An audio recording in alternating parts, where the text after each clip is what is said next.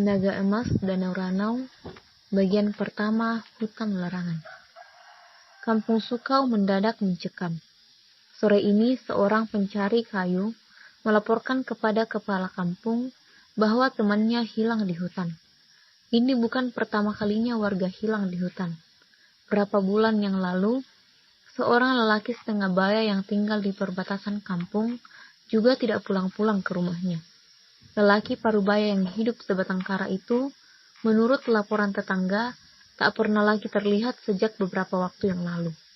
Beberapa tetangga terdekat sudah mencari ke beberapa tempat, tetapi hasilnya nihil. Beberapa warga kampung yang sempat berpapasan menyampaikan bahwa lelaki parubaya yang terakhir terlihat menuju hutan. Sejak saat itu, lelaki parubaya itu tak pernah lagi terlihat di sekitar kampung. Masyarakat menyebut hutan itu hutan Seminung karena terletak di kaki gunung Seminung. Dari kejauhan, hutan itu terlihat teduh dan rindang. Pohon-pohon besar yang kokoh sudah tampak berderet-deret di sisi hutan. Pucuk-pucuk daun dari pohon yang besar seperti berlomba-lomba mencapai langit. Sudah dapat dibayangkan pasti di dalam hutan tersedia banyak sumber daya alam yang bisa dimanfaatkan oleh masyarakat sekitar. Kayu bakar, buah-buahan hasil hutan, bahkan hewan-hewan buruan mudah didapat di hutan itu. Hutan yang rindang itu seperti magnet tersendiri bagi masyarakat untuk memasukinya.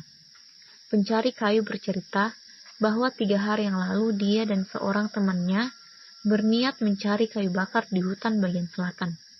Tiba-tiba di persimpangan jalan, secara tidak sengaja mereka berpisah.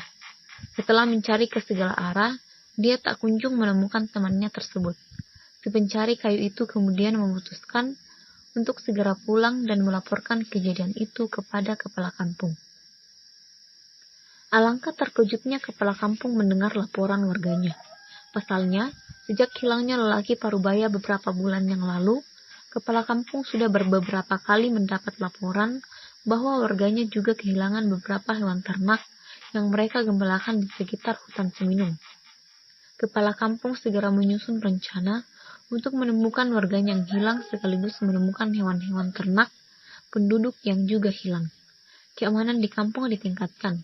Penduduk desa bergiliran berjaga-jaga di sekitar hutan dengan membawa peralatan keamanan lengkap. Tak hanya itu, kepala kampung juga membentuk sebuah tim yang terdiri dari pemuda-pemuda perkasa untuk mencari penduduk yang hilang. Anggota tim berjumlah 8 orang.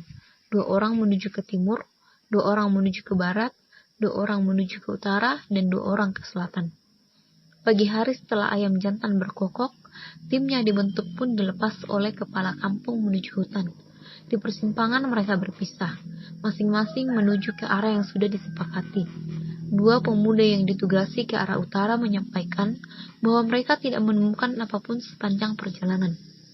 Pada hari ketiga, mereka sampai di sebuah perkampungan yang cukup ramai penduduknya. Di perkampungan tersebut, kedua pemuda itu sempat singgah sebentar dan menanyakan kepada kepala kampung perihal hilangnya warga kampung Sukau. Mereka berharap masyarakat di kampung yang terletak di sisi utara hutan itu melihat warga kampung Sukau yang hilang. Akan tetapi, berita baik itu tak dapat didapatinya. Kedua pemuda itu memutuskan untuk kembali ke kampung Sukau dengan tangan hampa dan baru sampai lagi di kampung Sukau pada malam hari ke-6. 2 pemuda yang ditugasi ke arah timur pun pulang dengan tangan hampa. Mereka hanya bercerita bahwa di ujung pencahariannya, mereka hanya menemukan padang rumput yang luas di sisi timur hutan. Setelah menemukan padang rumput itu, mereka memutuskan untuk kembali ke kampung Sukau karena mereka yakin masyarakat kampung Sukau yang mereka cari tak mungkin hilang di padang rumput itu. 2 pemuda yang ditugasi ke arah barat juga membawa berita yang hampir sama. Mereka tak menemukan apa yang mereka cari. Di sisi barat hutan Seminung hanya ada sebuah kampung kecil yang dihuni oleh beberapa kepala keluarga. Kampung ini terlihat tenang. Kedua pemuda juga menanyakan kepada penduduk setempat apakah mereka pernah melihat orang asing melintasi kampung tersebut. Jawabannya pun sama, tak pernah ada orang asing yang pernah singgah di kampung itu kecuali 2 pemuda tersebut. Pada akhirnya, tersisalah 2 pemuda yang diberi tugas untuk mencari ke arah selatan. 2 pemuda itu adalah Bilu dan Mopang. Pada hari ketujuh pencarian mereka lari tergopoh-gopoh menuju balai desa yang saat itu ramai. Wajah mereka pucat pasi. Dengan terbata-bata mereka menceritakan kejadian yang baru saja mereka alami di hutan. "Datuk, kami tak sanggup lagi melanjutkan pencarian," ujar Bilu kepada kepala kampung yang mereka sapa dengan sebutan Datuk. "Iya Datuk, kami baru saja lepas dari incaran maut gara-gara tugas yang kami emban ini," lanjut Mopang. "Baiklah, kalian tenang dulu. Ceritakanlah kepada kami peristiwa yang sudah kalian alami hingga wajah kalian pucat pasi begini," ujar kepala kampung. Bilu dan Mopang pun sesaat menarik nafas dalam, lalu meminum teh hangat yang sudah disediakan oleh istri kepala kampung. Bilu mulai bercerita. "Datuk, kami baru saja melihat sebuah pohon besar yang sangat tinggi. Pohon tersebut memiliki batang yang sangat kokoh dan daun yang sangat rindang. Cabang-cabang pohon itu menjulur hingga kami tak dapat melihat ujungnya. Begitu besarnya pohon itu, satu cabangnya saja dapat menampung balai desa ini dan seisinya." Warga yang hadir dan mendengar cerita Bilu berdecak kagum. Mereka membayangkan di dalam pikiran mereka masing-masing betapa kokoh dan besarnya pohon yang dilihat oleh Bilu dan Mopang. Setelah menarik nafas sesaat, Bilu melanjutkan ceritanya. "Dari kejauhan kami melihat pohon itu indah sekali. Pohon itu seolah mengeluarkan aroma yang tajam sehingga menarik siapapun yang lewat untuk mendekatinya, termasuk kami. Semakin kami melihat pohon itu, kami semakin penasaran untuk mendekatinya. Perasaan kami yang teraduk-aduk, aroma yang keluar dari pohon, keindahan pohon dan bisikan-bisikan yang mengiring kami untuk mendekati pohon itu menimbulkan suasana mencekam. Hati kami menolak untuk mendekati pohon itu, tetapi langkah kaki memaksa kami untuk mendekati pohon itu." Bilu diam sesaat. Tatapan matanya mengarah ke ketinggian hutan seminung yang terlihat indah walaupun dari kejauhan. Warga yang hadir tak sabar mendengar kelanjutan cerita Bilu. Namun mereka tahu Bilu dan Mopang baru saja mengalami peristiwa dahsyat yang mengganggu emosi dan perasaan mereka. Mereka hanya menunggu kalimat demi kalimat keluar dari mulut Bilu dan Mopang. Sambil menunduk, Bilu melanjutkan ceritanya. "Hati kami seperti teriris dan sedih tatkala kami semakin dekat ke pohon itu. Seolah-olah kami mendapat bisikan dan dituntun untuk terus mendekati pohon. Saya dan Mopang terus berjalan hingga kami sampai di rumpun pohon besar itu. Suara bisikan semakin kuat menuntun kami memanjat pohon itu. Kalau membayangkannya sekarang, rasanya mustahil bagi siapapun untuk dapat naik ke pohon itu tanpa bantuan alat untuk memanjat pohon. Akan tetapi, kami dengan mudah dapat berjalan menaiki pohon itu." Bilu sesaat berhenti bercerita dan kembali menarik nafas dalam setelah menunggu teh hangat yang disediakan. Bilu melanjutkan ceritanya. "Untungnya kami tiba-tiba seperti terbangun dari tidur saat mendengar suara petir yang keras. Langkah kaki kami tiba-tiba terhenti dan kami jatuh dari pohon yang sudah kami naiki hampir setinggi 3 meter. Kami berusaha menjauh dari pohon besar itu. Sekonyong-konyong kami tak bisa bergerak. Kaki kami seperti terpaku ke bumi. Kami berteriak sekuat tenaga dan menggerakkan segenap sisa tenaga yang kami miliki. Akan tetapi, tubuh kami terasa kaku. Semakin kami berteriak dan berusaha lari, kaki kami semakin terasa kaku. Kami pun hampir kehabisan tenaga dan mulai pasrah dengan segala kemungkinan yang akan menimpa. Perlahan Mopang berbisik kepada saya bahwa ayahnya pernah berpesan untuk tidak melawan kekuatan dengan kekuatan. Kami memasrahkan diri kepada Yang Maha Kuasa. Akhirnya, perlahan kami bisa melepaskan diri. Kami berusaha lari sekuat tenaga dari kejauhan. Kami mendengar suara menderu yang berusaha mengejar kami. Syukur kami bisa memasuki kampung dengan selamat. Kami tidak tahu apa yang akan terjadi kalau saja suara petir yang menggelegar tidak menyadarkan kami." Sampai di situ Bilu menghentikan ceritanya. Keletihan dan ketakutan masih terlihat di wajahnya. Mopang yang saat itu duduk di sebelah Bilu melanjutkan cerita Bilu. "Datuk, kami benar-benar takut. Datuk, saat tersadar, ternyata pohon besar yang awalnya terlihat indah itu sangat menyeramkan. Tidak hanya sebaikan kain, kami juga melihat ribuan ular bergelantungan di sela-sela daun dan ranting pohon. Aroma tak sedap menyeruak dari sela-sela pohon. Kulit-kulit kayu seolah sudah menjelma menyerupai mata pedang yang sangat tajam. Sungguh pohon besar dan sekitarnya adalah tempat paling menyeramkan yang pernah kami lihat. Kepala kampung terpana mendengar cerita Bilu dan Mopang. Sejenak pikirannya melayang membayangkan nasib 3 warganya dan hewan ternak yang hilang di hutan. Jangan-jangan mereka terjebak di dalam pohon besar penuh ular itu, pikir kepala kampung. Saat itu juga kepala kampung mengingatkan seluruh warganya agar tidak memasuki kawasan hutan. Bagian 2, Rakian Sukat. Puluhan tahun berlalu sejak kejadian hilangnya beberapa warga kampung di hutan Seminung. Kehidupan di kampung Sukau kembali tentram karena masyarakat sudah tidak ada lagi yang pergi ke hutan untuk mencari kayu, mengambil hasil hutan, atau berburu. Orang-orang tua selalu mengingatkan anak dan cucu mereka agar tidak mendekati hutan Seminung. Suatu ketika datanglah seorang pemuda memasuki kampung Sukau. Pemuda itu bertubuh tegap, postur tubuhnya lebih tinggi dari postur warga kampung Sukau pada umumnya. Kulitnya coklat cenderung gelap, hidungnya mancung, alisnya tebal, panjang rambutnya hampir sebahu. Apabila tersenyum, tampak sebuah lesung pipi yang menambah manis wajahnya. Karena keelokannya, masyarakat sekitar yang pernah berpapasan memanggilnya dengan sebutan si tampan. Pemuda tampan itu hendak mencari tempat untuk bertapa. Sebelum menemukan tempat yang cocok, dia mampir sejenak di kampung Sukau sekedar melepas lelah dan bertegur sapa dengan penduduk kampung Sukau. Rakian Sukat, demikian pemuda tampan itu memperkenalkan dirinya kepada setiap orang yang harus ditemuinya. Rakian Sukat berteduh di bawah sebatang pohon dekat rumah di persimpangan menuju hutan Seminung. Setiap orang yang lewat ditegurnya dengan rahmah. Rakian Sukat merebahkan badannya sejenak untuk melepaskan rasa letih yang dirasakannya setelah perjalanan jauh. Setelah istirahat dirasanya cukup, Rakian Sukat pun berniat meneruskan perjalanan mencari tempat bertapa. Intuisinya mengatakan bahwa dia harus berbelok ke kanan menuju hutan Seminung. Rakian Sukat segera bangkit. Dengan mantap dilangkahkan kakinya menuju hutan Seminung.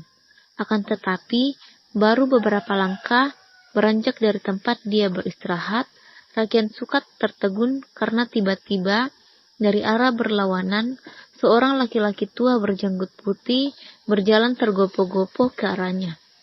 Rakian Sukat melempar senyum untuk menyapa si bapak tua. Mereka pun akhirnya saling memperkenalkan diri. Masyarakat memanggil saya dengan sebutan Buya Ratun, ujar si bapak tua memperkenalkan diri. Kalau boleh tahu, hendak kemanakah Ananda ini? Lanjutnya. Saya hendak melakukan pertapaan untuk mendekatkan diri kepada Yang Maha Kuasa, Buya. Naluri saya mengatakan agar saya melakukan pertapaan di atas bukit di hutan sana, ujar Rakian dengan santun. Buya Ratun sejenak tertegun. Apakah Ananda sebelumnya pernah ke hutan itu atau sudah tahu tentang hutan itu? Tanya Buya Ratun lagi dengan tatapan serius. Tidak, Buya, saya sama sekali belum tahu tentang hutan itu. Saya hanya mengikuti kata hati saya. Guru saya mengatakan bahwa dimanapun tempat di bumi ini, baik selama kita juga baik. Oleh karena itu, saya melangkah saja kemana kaki membawa, jawab Rakian Suka berfilosofi. Buya Ratun mengamati Rakian Sukat dengan saksama. Entah mengapa dia seolah melihat kekuatan tersembunyi di balik wajah tampan Rakian Sukat. Namun, dia tak bisa membiarkan Rakian Sukat meneruskan perjalanannya menuju hutan Seminung. Kenangannya tentang penduduk yang hilang di hutan Seminung puluhan tahun yang lalu membuatnya tak tega membiarkan Rakian Sukat memasuki hutan larangan itu. Ananda Rakian Sukat, saya menghormati keinginanmu untuk bertapa di hutan Seminung. Akan tetapi, tahukah kau, nak, hutan itu telah banyak memakan korban, ujar Buya Rutan dengan nada lirih. Buya Rutan adalah tukang kayu yang selamat saat memasuki hutan larangan puluhan tahun silam. Setelah merenung sesaat, Buya Ratun pun menceritakan perihal hilangnya beberapa orang penduduk desa dan seorang sahabatnya di hutan larangan. Dia juga bercerita perihal hilangnya hewan ternak peliharaan penduduk yang digembalakan di lapangan dekat hutan Seminung. Hingga kini tak satu pun orang yang hilang itu dapat kembali ke desa, ujarnya lirih. Lalu, apakah ada yang tahu kemana hilangnya orang-orang itu, Buya? Ujar Rakian sambil mengenyir. Orang-orang itu hilang di pohon haru besar di dalam hutan. Konon pohon besar itu memiliki kekuatan yang membuat siapapun yang melihat tertarik untuk memanjatnya. Di atas pohon itu hidup ribuan ular. Kulit kayunya tajam menyerupai ribuan mata pedang yang menancap. Sejak kejadian hilangnya beberapa penduduk desa itu, tak ada lagi masyarakat yang berani berburu dan mencari kayu di hutan Seminung. Wajah Buya Ratun menyeratkan kesedihan dan ketakutan. Dia kemudian meminta Rakian Sukat agar membatalkan rencananya untuk bertapa di hutan Seminung. Nak Rakian, kalau saya boleh berpendapat, sebaiknya urungkan saja niatmu untuk bertapa di hutan. Saya khawatir dengan keselamatan Anda, ujar Buya Ratun. Terima kasih Buya, saya prihatin mendengar cerita Buya. Akan tetapi, rasa kemanusiaan saya semakin yakin meyakinkan saya untuk segera menebang pohon penebar bencana itu. Saya siap dengan segala resiko yang akan saya terima. Saya yakin dengan izin yang maha kuasa, saya mampu mengalahkan makhluk-makhluk penghuni hutan itu. Saya akan berusaha menebang pohon itu agar tak ada lagi orang yang takut memasuki hutan Seminung, ujar Rakian Sukat dengan geram. Baiklah anak muda, jika memang itu keinginanmu, persiapkanlah dirimu dengan baik. Semoga keinginan dan keyakinanmu yang kuat dapat membuahkan hasil, ujar Buya Ratun. Buya Ratun tak lagi dapat mencegah keinginan Rakian Sukat. Akhirnya, dia pun melepas kepergian Rakian Sukat dan tak lupa mendoakan semoga Rakian Sukat berhasil menebang pohon haru yang dihuni ribuan ular itu. Bagian ketiga, pertempuran. Hari sudah menjelang malam, akan tetapi Rakian Sukat tak ingin lagi menunda perjalanannya menuju hutan Seminung. Keinginannya untuk membebaskan rasa takut warga untuk memasuki hutan sudah sangat besar.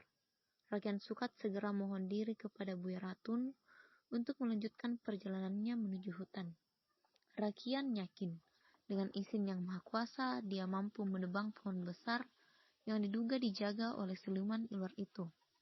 Dengan petunjuk arah dari Buya Ratun, Rakian Sukat bergegas memasuki hutan. Dia berharap akan sampai di tempat yang dituju sebelum matahari terbit.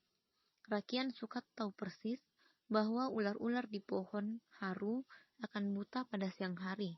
Hal ini akan memudahkannya untuk membasmi ular-ular penghuni pohon itu sebelum menebang pohonnya. Menjelang matahari terbit, Rakian Sukat sudah dapat melihat pohon haru dari kejauhan. Sesaat Rakian Sukat terpana. Dia hampir saja terpengaruh oleh aroma hipnotis yang muncul dari pohon haru. Pikirannya melayang. Keinginan yang dirasakannya untuk mendekati pohon haru itu semakin besar. Tiba-tiba Rakian Sukat merasakan kesedihan yang mendalam. Dia seolah-olah merasa bahwa dengan memanjat pohon haru itu, kesedihannya akan terobati. Untung saja, Rakian Sukat segera mendapat mengatasi rasa perasaannya. Dia tersadar bahwa apa yang dirasakannya hanyalah tipu muslihat yang muncul dari penguasa pohon haru yang ingin ditebangnya. Rakian Sukat selalu waspada dengan segala kondisi yang mungkin akan dihadapinya. Pandangan matanya menyapu ke semua arah. Dia berpikir bahwa segala kemungkinan bisa terjadi. Oleh karena itu, dia sangat berhati-hati dan mewaspadai setiap bunyi dan gerakan. Tatkala tersadar, Rakian Sukat segera mengeluarkan pedang sakti peninggalan gurunya. Dengan keyakinan yang kuat, diayunkannya pedang itu ke arah pohon haru. Tiba-tiba saja, dari balik pohon besar itu muncul sepasang naga bersisik emas. Naga itu meliuk membentuk formasi siap menyerang. Suara mendesis yang nyaring keluar dari mulut naga. Secara membabi buta, sepasang naga menyerang Rakian Sukat. Meskipun sudah mengira segala sesuatu yang mungkin akan menjadi perintang, Rakian Sukat tidak menyangka bahwa perintangnya itu berwujud naga. Sesaat matanya terbelalak menyaksikan ular besar itu. Sisik-sisik di tubuh naga-naga itu berkilauan diterpa sinar matahari yang mulai menyembul dari balik gunung itu. Rakyat Sukat tak ingin terlena. Dia segera menangkis serangan dari naga jantan yang hampir mengenai tubuhnya. Sepasang naga itu semakin kalap saat rakyat Sukat dengan lincah menangkis dan menghindar dari serangan mereka. Rakyat Sukat tak mau terburu nafsu. Semua serangan dari sepasang naga itu tak ada yang dibalasnya. Strategi ini digunakan rakyat Sukat agar sepasang naga itu kehabisan tenaga untuk menyerangnya. Serangan demi serangan dilancarkan. Sepasang naga kepada rakyat Sukat hingga akhirnya naga-naga itu mulai kelelahan. Matahari perlahan mulai terbenam. Rakyat Sukat masih melayani serangan demi serangan yang dilancarkan oleh sepasang naga. Beberapa bagian tubuhnya mulai terlihat mengeluarkan darah karena tergores sisik naga yang menyerang dengan membabi buta. Pada suatu ketika, rakyat Sukat melihat naga betina mulai kelelahan. Serangan naga betina yang pada awalnya terlihat sangat bertenaga, perlahan mulai melemah. Tubuh naga itu hampir saja ambruk karena kelelahan. Kesempatan itu digunakan oleh rakyat Sukat untuk menyerang naga betina dengan menebaskan pedangnya ke arah naga betina. Tanpa diduga, tebasan pedang rakyat Sukat mengenai mahkota naga betina. Mahkota itu terpelanting jatuh ke tanah. Tanpa diduga, naga betina ikut ambruk seiring jatuhnya mahkota. Rupanya mahkota itu merupakan titik kelemahan naga betina. Tiba-tiba saja tubuh naga betina menyentuh tanah, perlahan berubah menjadi sebuah pedang yang sangat panjang. Rakyat Sukat segera memungut pedang jelmaan naga betina tersebut. Dia tahu pedang itu memiliki kekuatan besar yang dapat dia gunakan untuk menghancurkan pohon haru. Melihat pasangannya kalah, naga jantan murka, akan tetapi dia tidak akan mampu mengalahkan rakyat Sukat yang sudah menguasai pedang naga ratu jelmaan naga betina. Anak muda, hari ini kau telah mengalahkan kami. Kau telah melenyapkan ratuku dengan kejam. Kau harus membayar ini semua. Warga desa ini harus menerima akibat perbuatanmu. Aku mengutuk mereka akan terserang wabah penyakit. Aku berjanji suatu saat aku akan membalas kekalahan ini. Rakyat Sukat hanya diam mendengar ocehan naga jantan. Dalam hatinya timbul rasa iba karena telah memisahkan naga jantan dengan pasangannya. Sikap kesatria rakyat Sukat betul-betul patut diacungi jempol. Dalam posisi yang menguntungkan itu, bisa saja dia menghabisi juga naga jantan agar tugasnya dapat ditunaikan dengan sempurna. Akan tetapi, dia tak ingin menyerang lawannya yang sudah mengaku kalah. Rakyat Sukat hanya memendangi naga jantan ketika naga jantan menggunakan kesempatan itu untuk melarikan diri. Naga itu menyusup ke dalam tanah. Perlahan-lahan tubuh naga yang besar menghilang dan meninggalkan bekas lubang yang besar di tanah. Rakyat Sukat merasa takjub karena dari lubang itu tiba-tiba memancar mata air yang cukup. Bagian keempat, robohnya pohon haru. Sepasang naga yang menghalangi usaha rakyat Sukat untuk menebangi pohon haru sudah kalah. Rakyat Sukat tak mau menyia-nyiakan kesempatan. Pedang jelmaan naga betina segera diayunkannya ke arah pohon haru. Besarnya ukuran pohon itu tentunya menjadi hambatan tersendiri bagi rakyat Sukat untuk segera merobohkannya. Seluruh sisa kekuatannya dikerahkan untuk menebang pohon itu. Sedikit demi sedikit tebasan pedang rakyat Sukat menyisakan serpihan-serpihan kecil kayu haru. Sementara itu, lubang yang terbentuk akibat menghilangnya naga jantan terus mengeluarkan air. Perlahan tetapi pasti, mata air dari bekas lubang itu menggenangi tempat di sekitar pohon haru. Tak diduga, serpihan-serpihan kayu bekas penebangan berubah menjadi ikan tatkala terkena mata air. Semakin lama air yang keluar dari mata air semakin menggenang. Serpihan pohon kayu pun sudah banyak yang berubah menjadi ikan. Pohon haru yang kokoh belum juga tumbang dengan sempurna.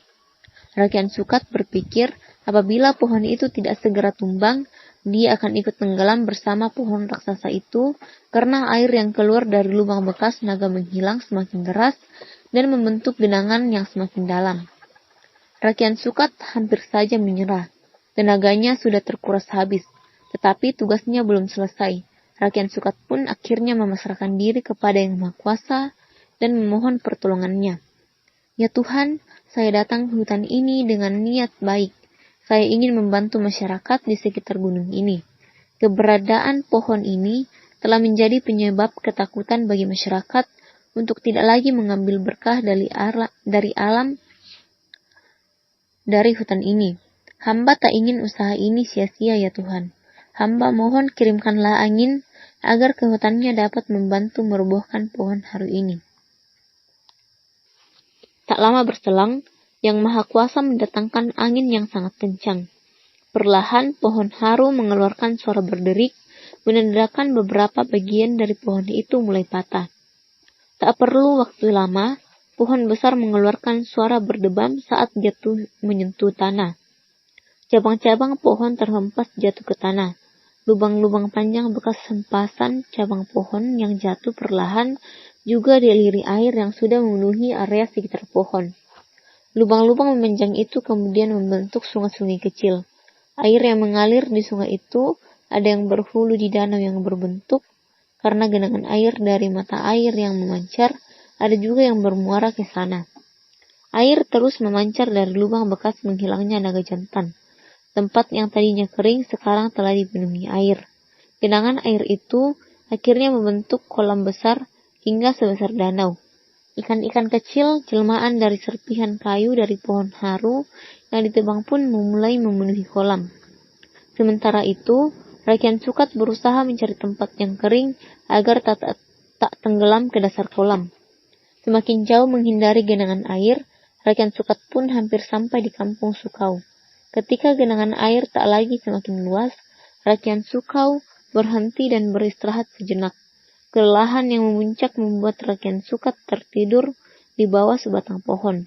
Sepanjang hidupnya, baru kali ini Rakyat Sukat tidur begitu lelap. Keberhasilannya menumpas sumber malapetaka di hutan Seminung telah menyita energinya, tetapi batinnya merasa tenang. Rakyat Sukat terbangun karena cahaya matahari yang menembus dedaunan telah menyilaukan matanya. Rakyat Sukat segera bangkit dan menuju ke kampung Sukau untuk mengekori masyarakat tentang peristiwa yang sudah dialaminya. Rakyat Sukat tak lupa menjadikan rasa syukur. Dia sangat menyadari kalau bukan karena izin dari Yang Maha Kuasa, dia tak akan mampu mengalahkan sepasang naga penguasa pohon haru. Atas izin Yang Maha Kuasa pula, pohon besar itu semakin tumbang. Semua keajaiban yang telah dilihatnya di tempat itu membuatnya semakin takjub akan kekuasaan Tuhan.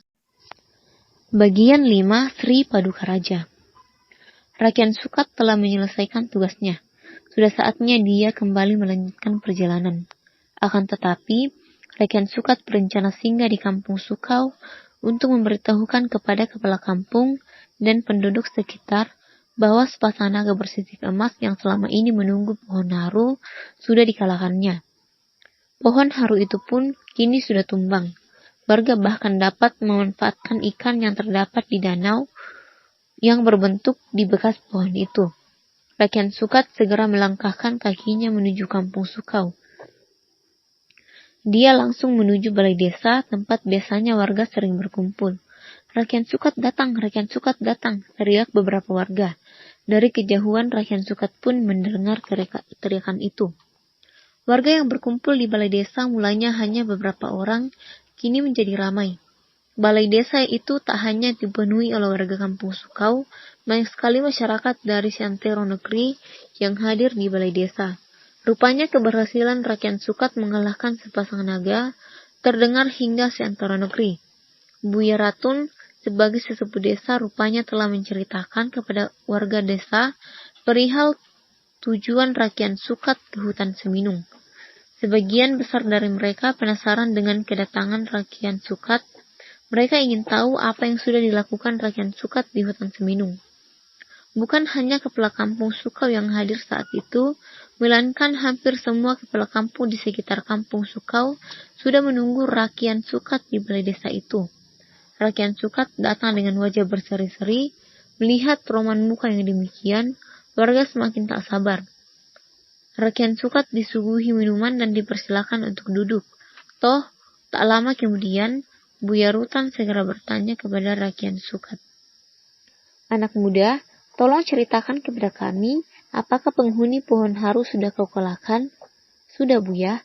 Kendala apa yang kau temukan, Ananda? Apakah kau baik-baik saja? Lanjut Buya Ratun. Lakian Sukat sesaat menarik nafas dan mengubah posisi duduknya. Buya Ratun, tuan-tuan kepala kampung dan semua warga yang hadir, mulai saat ini saya pastikan tidak perlu ada lagi ketakutan untuk memasuki hutan Seminung. Semua orang yang hadir di tempat itu hanya diam. Mereka sangat ingin mendengarkan kelanjutan cerita Rakyat Sukat. Saudara-saudara, ternyata cerita tentang pohon haru yang dipenuhi oleh ular benar adanya. Warga yang hadir semakin penasaran. Pohon haru yang diceritakan itu memang dikuasai oleh sepasang naga bersisik emas. Sepasang naga itu memerintah ribuan ular yang berdiam di pohon haru itu. Saya bisa memastikan bahwa semua orang dan hewan ternak yang hilang di hutan telah menjadi mangsa ular-ular itu. Sebagian warga yang hadir mulai bergidik membayangkannya. Seramnya suasana di pohon haru itu. Rakyat Sukat, bagaimana kau bisa lolos dan selamat dari sepasang naga dan ular-ular itu? Tanya seorang warga. Yang Maha Kuasa telah memberikan kekuatan kepada saya. Entah mengapa ia tak ada sedikit pun muncul rasa takut dalam diri saya saat menghadapi siluman dan ular-ular itu. Saya yakin Yang Maha Kuasa akan membantu hamba-hambanya yang berada di jalan yang benar. Pohon aru sudah saya tebang, siluman naga sudah saya kalahkan. Serentak warga berteriak, hidup Rakyat Sukat, hidup Rakyat Sukat. Sesana balai desa yang tadinya senyap berubah menjadi riuh. Kemenangan Rakyat Sukat dalam menaklukkan sepasang naga penghuni pohon haru telah menjadikan hutan larangan tak lagi terlarang. Ini berarti warga dapat menuai berkah dari hutan Seminung.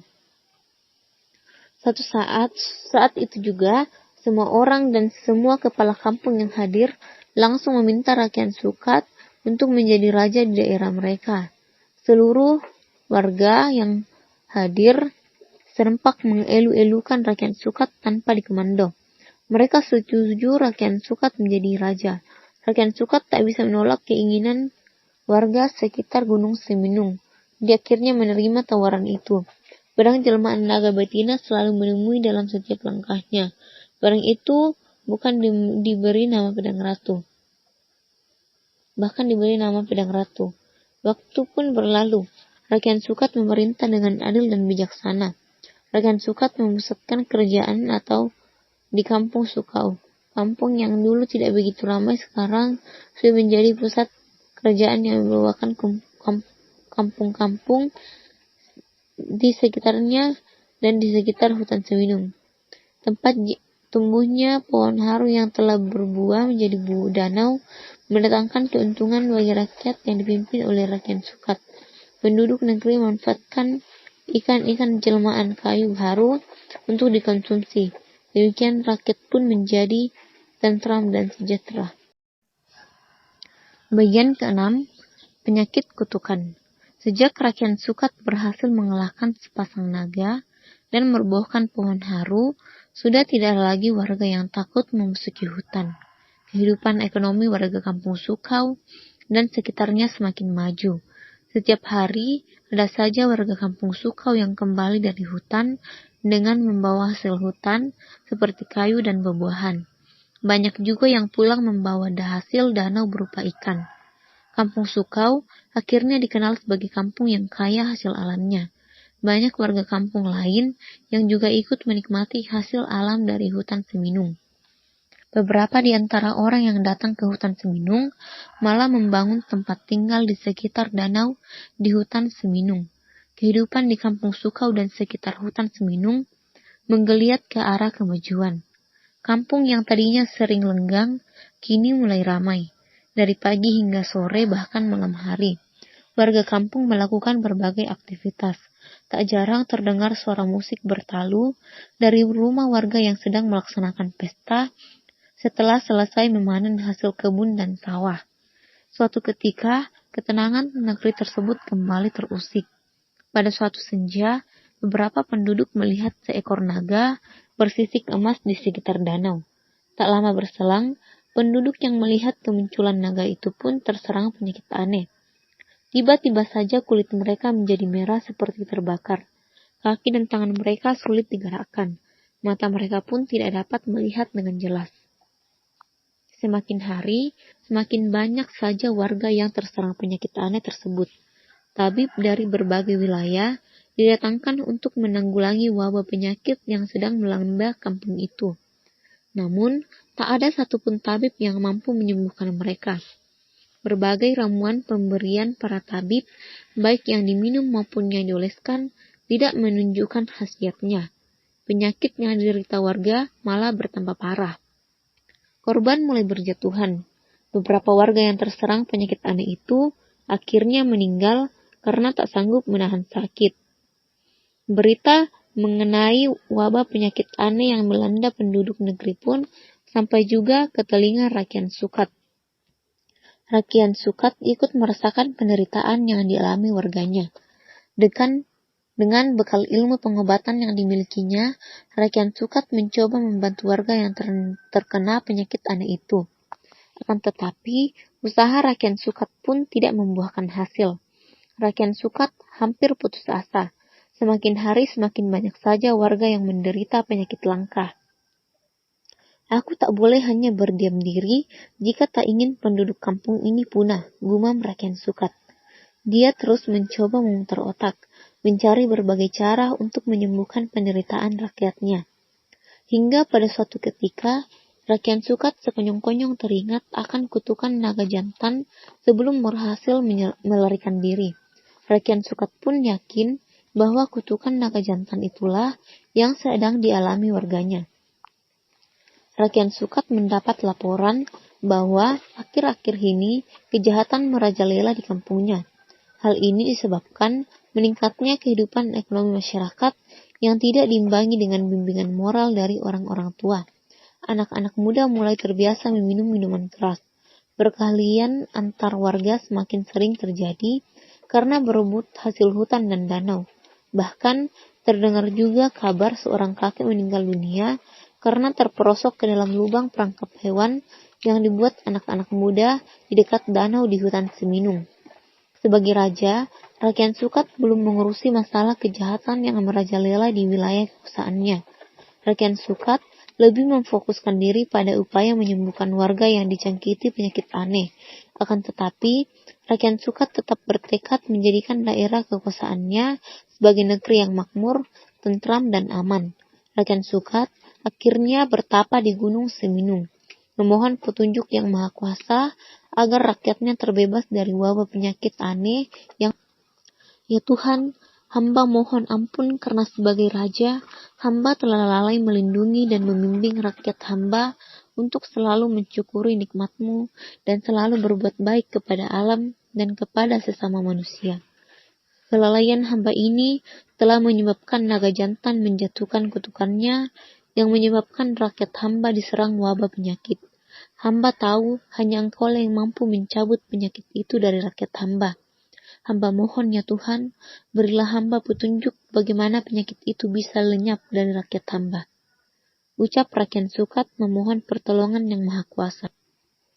Setelah 6 hari bertapa, Rakyat Sukat belum juga mendapat petunjuk bagaimana cara menyembuhkan warganya yang diserang penyakit aneh yang mematikan. Sore hari menjelang matahari terbenam, pada hari ke-7 pertapaannya, Rakyat Sukat didatangi seorang perempuan tua berwajah teduh.